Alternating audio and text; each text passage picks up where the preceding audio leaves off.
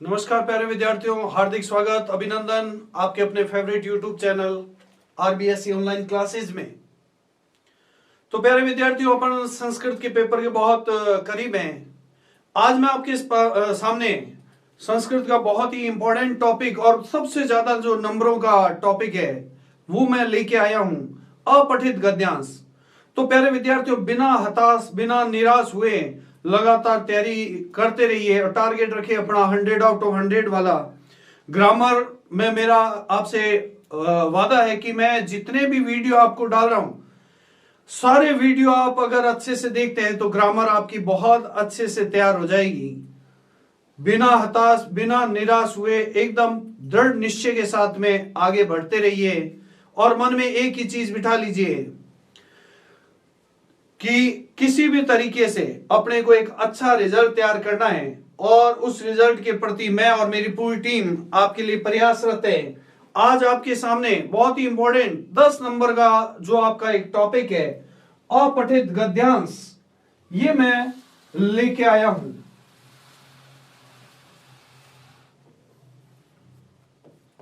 अपठित गद्यांश देखने में अपने को लगता है प्यारे विद्यार्थियों कि ये बहुत आसान रहेगा, पर इसके लिए आपको कुछ चीजें जो ध्यान से समझनी है और ध्यान रखनी है।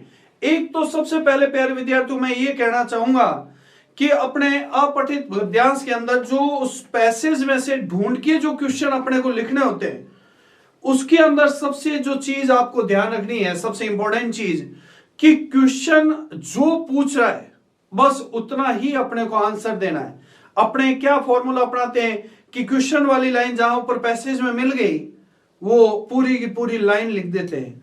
ये तो अपने पास कैंची नहीं होती, नहीं तो अपन काट के चिपका देते हैं, पर ऐसा नहीं करना है।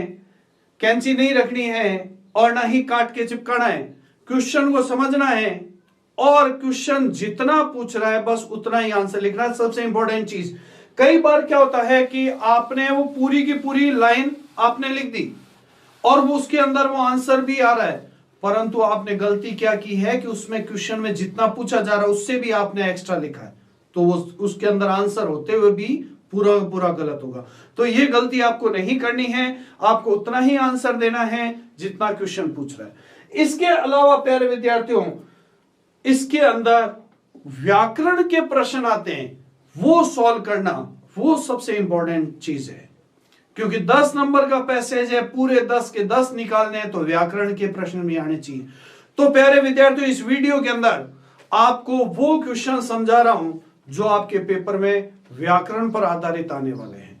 इस प्रश्नों के अलावा कोई भी प्रश्न बाहर नहीं आएगा, मेरी गारंटी है। तो इन प्रश्नों का ध्यान से समझते रहिए। तो आ जाइए इस बोर्ड पे और अपने ध्यान को पूरी तरह से यहां पर एकाग्र कर लीजिए। शुरुआत करते हैं।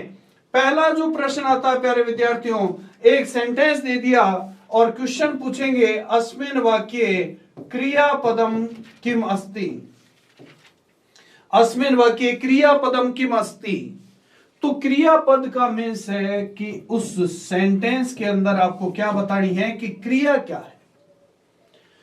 दूसरा क्वेश्चन, एक सेंटेंस दे दिया, क्वेश्चन पूछ लिया, अस्मिन् वाक्ये कर्तृपदम किम अस्ति। अस्मिन् वाक्ये कर्तृपदम किम अस्ति। तो उस वाक्य में आपको क्या बताना है कि उस वाक्य में कर्ता क्या है। कर्तृपद का मीन्स होता है उस वाक्य में आपको क्या बताना है, उस सेंटेंस के अंदर क्या बताना है, कर्ता क्या है। अभी मैं आपको एक उदाहरण से ये चीजें भी समझाऊंगा। जैसे रमेशः विद्यालयं गच्छति। रमेशः विद्यालयं गच्छति। क्वेश्चन ये पूछ रहे, अस्मिन् वाक्ये क्रियापदम किम अस्ति। तो क्रियापद क्या है, रमेश विद्यालय जा रहा है तो जाना क्या होगी, क्रिया। अभी इसी के अंदर ये पूछ ले, अस्मिन् वाक्ये कर्तृपदम किम अस्ति। तो कर्तृपद मतलब क्या बताना है, कर्ता। तो कर्ता कौन हो गया, कौन विद्यालय जा रहा है, रमेश। तो रमेश इसके अंदर कर्ता हो गया।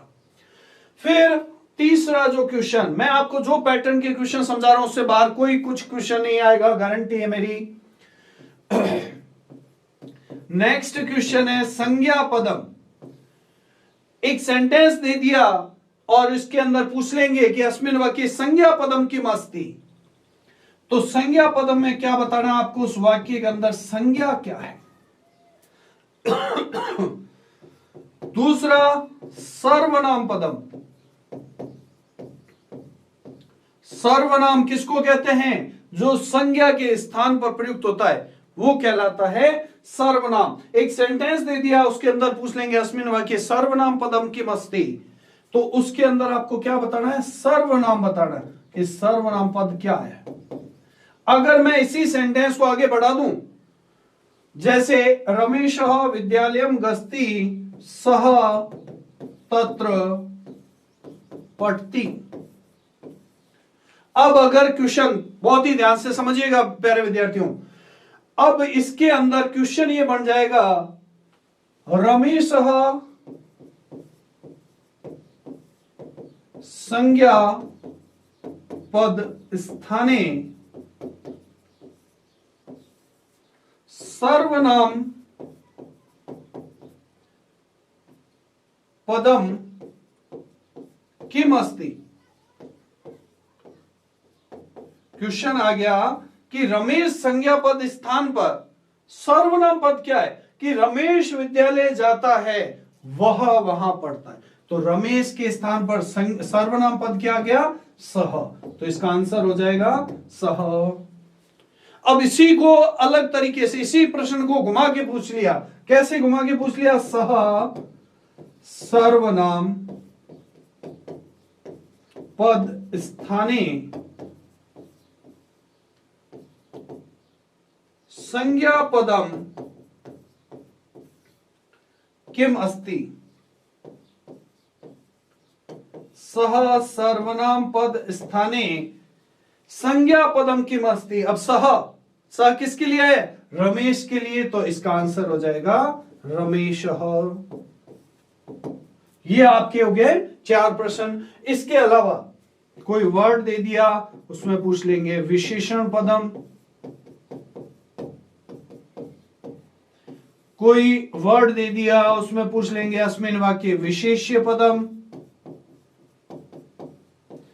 अब देखिए प्यारे विद्यार्थियों, इन दोनों को मैं समझा रहा हूं, ध्यान समझिएगा। जो विशेष्य की विशेषता बताए, जो विशेष्य की विशेषता बताए, वो क्या कहलाता है, विशेषण। तो एक चीज सीधा सा, जो विशेषता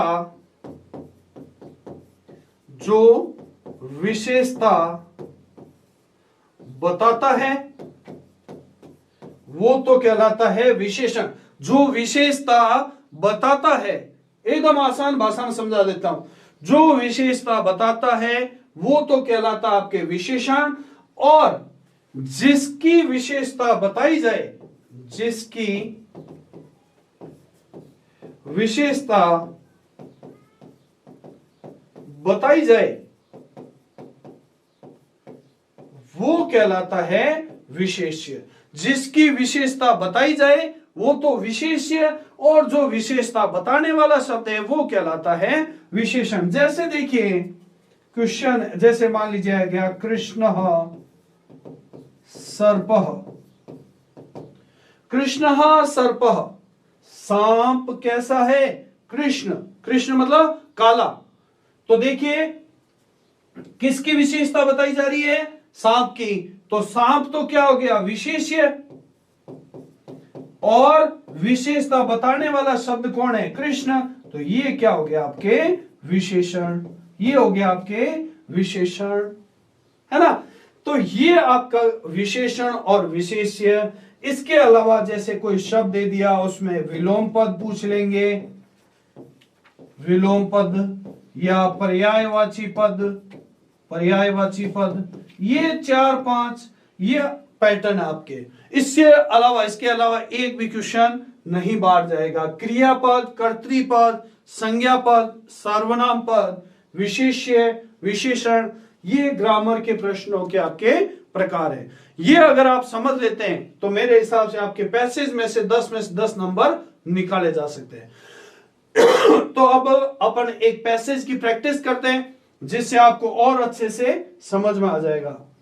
जैसे आपके सामने एक पैसेज है, एक चीज ध्यान रखना, पैसेज को आप पहले केयरफुली रीड करना, उसके बाद आंसर। और फिर कह रहा हूं जितना क्वेश्चन में पूछा जाए उतना ही आपको आंसर देना है।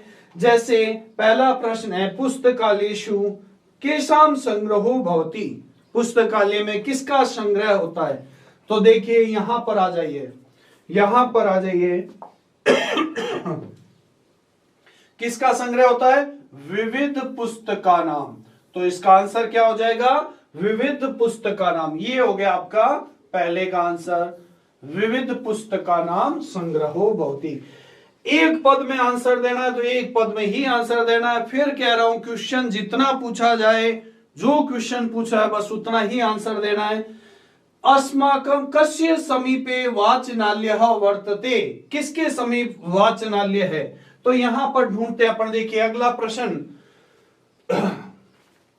पुस्तकालय अत्र विविध विषय विविध भाषाणां पत्र पत्रिका आदयो प्रतिदिनम् आयान्ति, अस्माकं पुस्तकालयः नगरस्य रमणीय स्थाने वर्तते, अस्मिन् 10,000 पुस्तकानि सन्ति, अस्माकं पुस्तकालये हिंदी आंग्ल संस्कृत भाषाणां पत्र पत्रिका प्रतिदिनम् आयान्ति। अब देखिए क्वेश्चन क्या था, कस्य समीपे, कस्य समीपे पुस्तकालय अस्ति, वाचनालय अस्ति। तो अस्य समीपे, अस्य विशेषण किसके लिए है, यहां पर पुस्तकालय के लिए। तो इसका आंसर आपके क्या हो जाएगा, पुस्तकालयस्य। किसके, इसका आंसर क्या हो जाएगा, किसके पास वाचनालय है, तो पुस्तकालय के पास में वाचनालय है।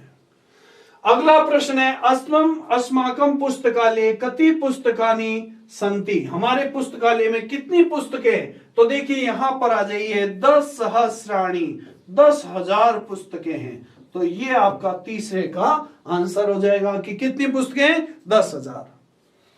फिर सर्वे जनाः पुस्तकालयेषु किम कुर्वन्ति, सभी लोग पुस्तकालय में क्या करते हैं, क्या करते हैं। यहां पर आ जाइए, देखिए यहां पर सर्वे जनाः पुस्तकालयस्य प्रशंसां कुर्वन्ति, प्रशंसां कुर्वन्ति। तो ये इसका फोर्थ का आंसर हो जाएगा, प्रशंसा, कि सभी लोग पुस्तकालय की क्या करते हैं, प्रशंसा करते हैं। ये तो हो गया आपके एक पद में उत्तर देने वाला। फिर अगला जो आंसर है कि किमर्थम पुस्तकालयानां महत्वपूर्णम स्थानम वर्तते, किस लिए पुस्तकालय का महत्वपूर्ण स्थान है, किस लिए पुस्तकालय का महत्वपूर्ण स्थान है। देखिए अस्माकं ज्ञान वर्धनाय, और एक वर्ड और ऐड कर लो इसमें कि किसके लिए पुस्तकालय हो, अस्माकं, सॉरी यहां पर देखिए ये पूछा है कि किस लिए पुस्तकालय का महत्वपूर्ण है। तो अस्माकं बौद्धिक, क्योंकि पूर्ण वाक्य में आंसर देना है, बौद्धिक विकासाय, ज्ञान वर्धनाय, फिर ये क्वेश्चन से लिख देना, किमर्थम की जगह ये लिख दो, बाकी क्वेश्चन से आ जाएगा कि हमारे बौद्धिक विकास और ज्ञान को बढ़ाने के लिए पुस्तकालय का महत्वपूर्ण स्थान है।